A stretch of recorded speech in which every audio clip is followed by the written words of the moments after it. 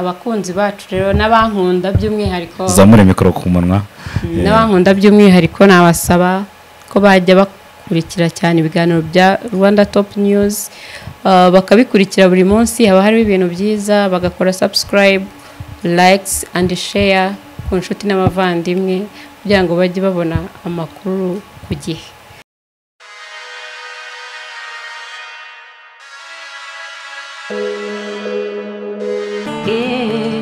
Wachairenda to Jehovah, for He has done so very much for me. Nara, nara, eh, nareke lemo, nara. Nara,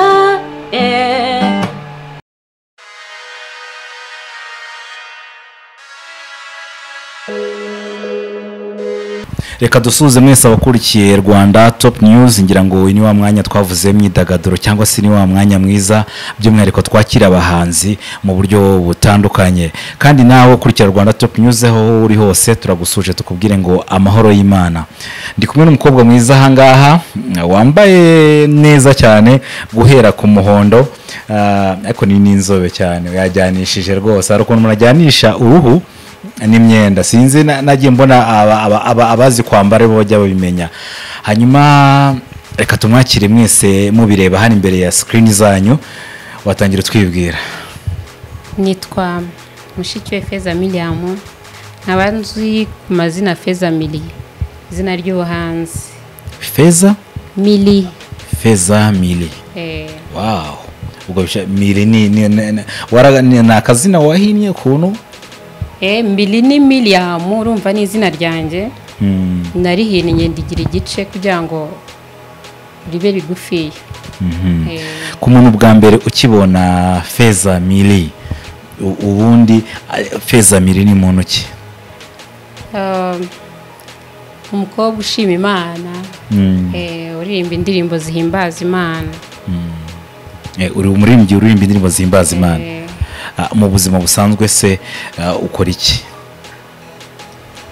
Mu buzima busanzwe nkora ibintu byinshi bitandukanye wenda ndavugamo kimwe gusa ibindi ntago mbivuga. Nta kibazo. Ndi umu consultant ubwo ndi individual consultant cyangwa consultant mu Gifaransa. Uri umu consultant.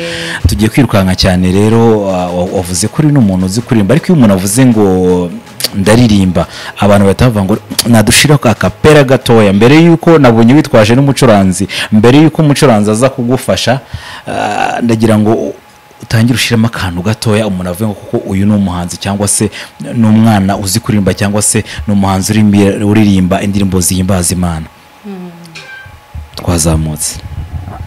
Amarira ntakakumare imbaraga z'umutima umutima ukomeye uririmbe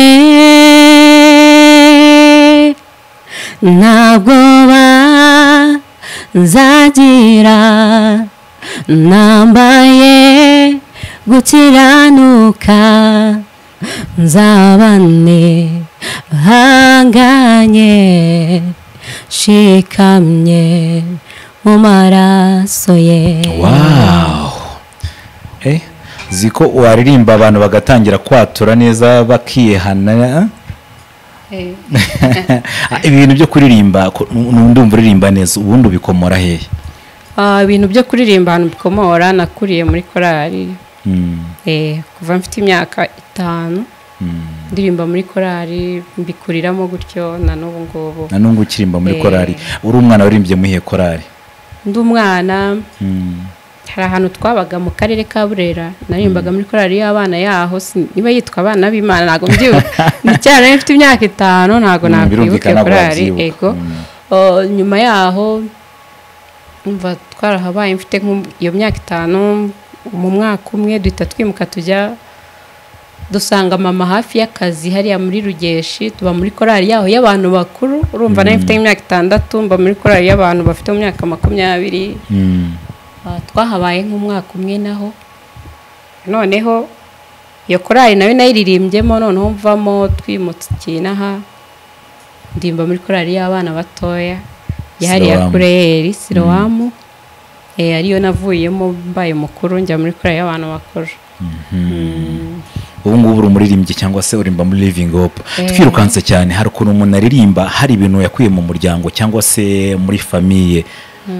Wowe warabyize, wikura kuri nyogokuru wawe, ubikura kuri mama wawe, ubikura kuri papa, ubikura kuri indi?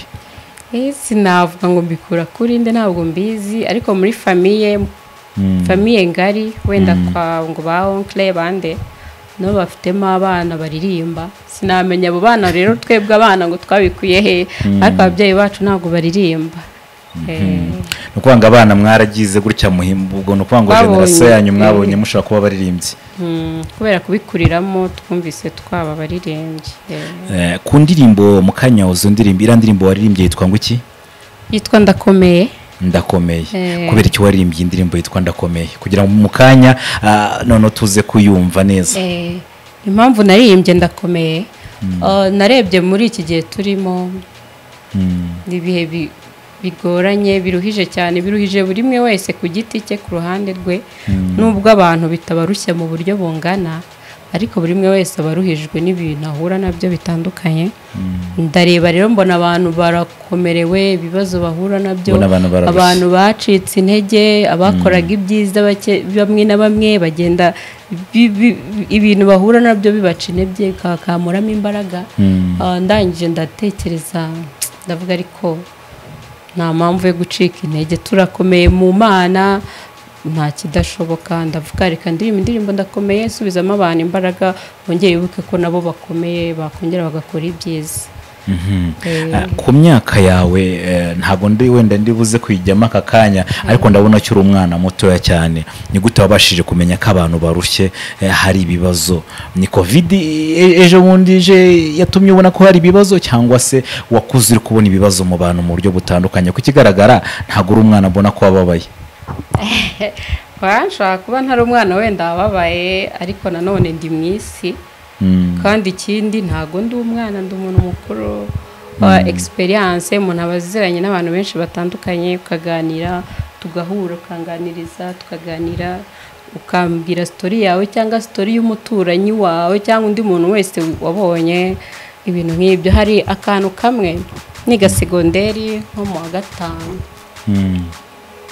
ahantu nigiye rero hari abana benshi bahigaga, ugasanga wenda mwakuze iwanyu mwishoboye, byageramo hagati ntuzi ukuntu bigenda, ukabona biribanye na school fees ya segonderi ukayibura, ugasanga turi kubateraniriza nk'ikigo cyose ukabishyura mu mashuri, abandi bakabirukana. Ubwo nageze aho ngabitekereza, nari muto cyane nyine wenda cyane, bikambabaza, nkatekereza ibintu byinshi, nkagira imipango myinshi mu mutima wanjye. Ibyo byose ndabihuza, ndeba n'ubu buzima busanzwe, narakuze, narabaye mukuru, mbona ibintu nagiye mbwirwa, ibyo nagiye nibonera, mbona abantu bakwiriye gukomera, n'ubu ushobora kubona ngo nta kibazo agira, buriya bafite ibibazo. Nibyo navuze, ntago wenda duhura n'ibibazo bimwe bimeze kimwe, ariko burya buri muntu afite ibibazo. Ndirimbo iyo ndirimbo Ndakomeye.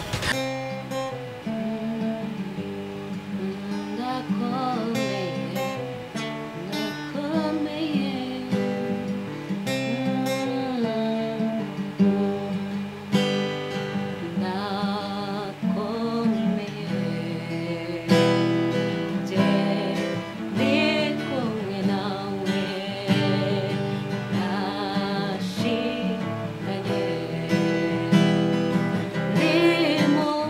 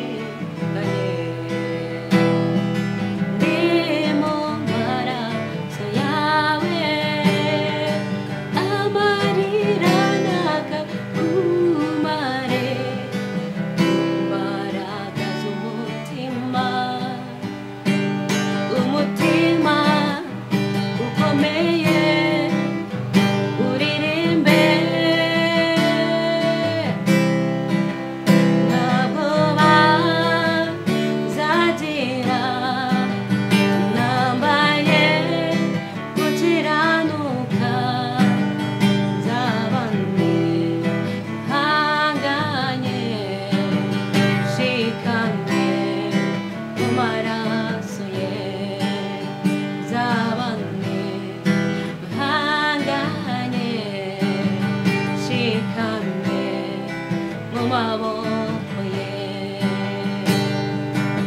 amarira nakakumare imbaraga z'umutima umutima ukomeye uririmbe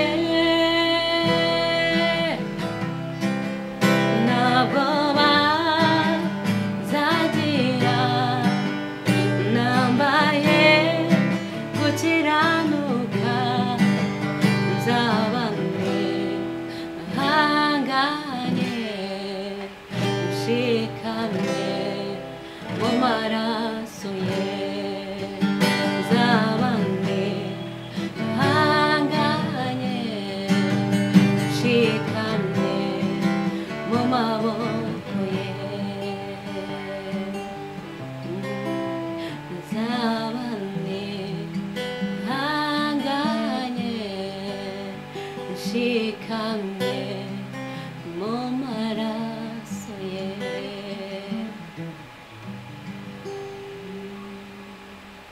Feza rero urakoze cyane ariko tugana ku musozo ufite indirimbo zingaho ubu ngubu ubu ngubu mfite indirimbo eshatu ebyiri zanjye indi ya gatatu ni kava nakoze ni wowe wiyandikira indirimbo cyangwa n'undi muntu kwandikira indirimbo hari izo niyandikira hari n'izo banyandikira hari izo bakwandikira nshobora kuba ndi hano ukambwira uti ndashaka kukwandikira indirimbo ntabwo nabyanga mutabyemera ukanyandikira gutyo ariko se ubu ngubu umuntu anagwandikira kagisanzwe kuvuga ngo ngwino uririmbe mu gisope ntabwo wabikora mu gisope byasaba kubanza kumenya gisope ibintu ntarajyamo na rimwe usaba kubanza kugira amakuru ahagije umenye igisope harimo ibiki bakoramo ibiki barimbamo ibiki nkabanza nkabimenya utangiye indirimbo ya gatatu hanyuma n'icyo wabwira abantu birumvikana uba kuri social media birumvikana uba ahantu hatandukanye ni ku muntu wenda wagukunze cyangwa se ushobora kuzagukunda n'icyo wamubwira yagusanga hehe uwankunda cyangwa se n'abankunda ahantu bansanga social media zose ndazikoresha Instagram nkoresha amazina Hambo Feza official niyo nkoresha kuri Instagram email zizanjye nebyiri ariko iyo nkoresha cyane mu buzima bwa buri munsi ni email ya mushikiwe @fezamiliam@yahoo.com niyo nkoresha cyane none indi ya kabiri mushikiwe fezamiliam9@gmail.com byonyine umuntu regana nakubonye kuri Instagram biranashoboka ko ashobora no kugira gutya akagukomunika ashaka no kugira gutya yagukunza akavuga ngo ndifuza kugutera inkunga kubera ko Rwanda Top News duba abantu babasha kutureba ku isi hose reka tugushimire Feza wakoze cyane reka nkubwire ngo kongs hano ubwo bajya bagira gutya bakavuga ngo Imana igufashe rero kandi izaguha umugisha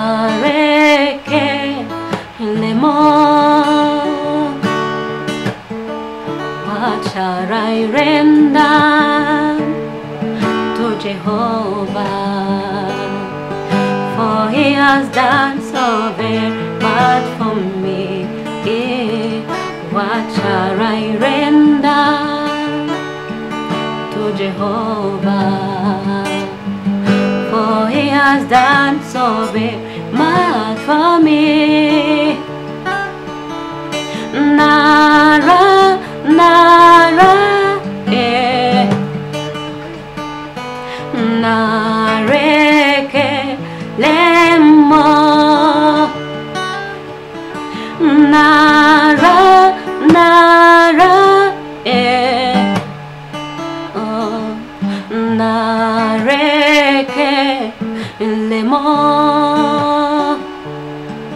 He's done so much for me, I cannot tell you no.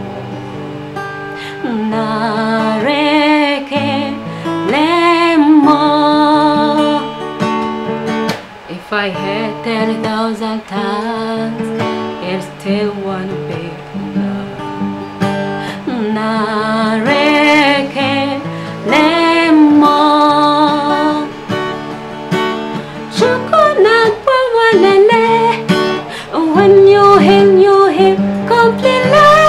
Nareke lemo. Shukumaro bima. Ise ikendure. Nareke lemo. Chukuna wamarele. When you heal completely. Nareke lemo. Chukumaro bimo. Isi ikendure. Nareke lemo. Nala. Nara. Nara.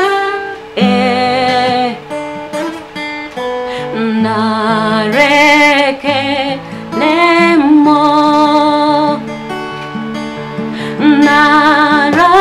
Nara. Nareke lemo. He's done so much for me, I cannot tell you no. Nareke lemo. Nara, nara,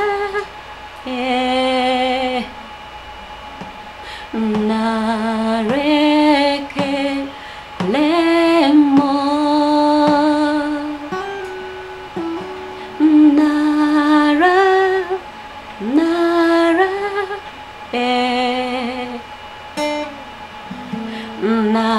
nareke lemo.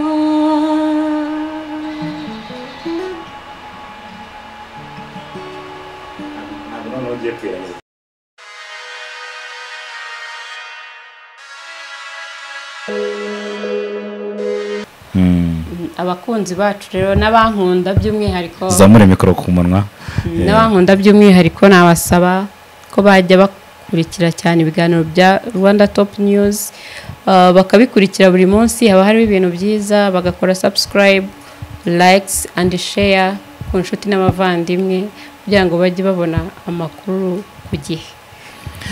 Reka dushimire mwese abakurikiranye Rwanda Top News. Gahunda yacu no kuzamura umuziki by'umwihariko tubagezaho n'amakuru atandukanye. Tubafite filime ndetse na comedy, hari n'ibindi biganiro bitandukanye tuzagenda tubagezaho. Iyi ni Rwanda Top News, muri kumwe natwe isi n'umudugudu. Turabashimiye cyane.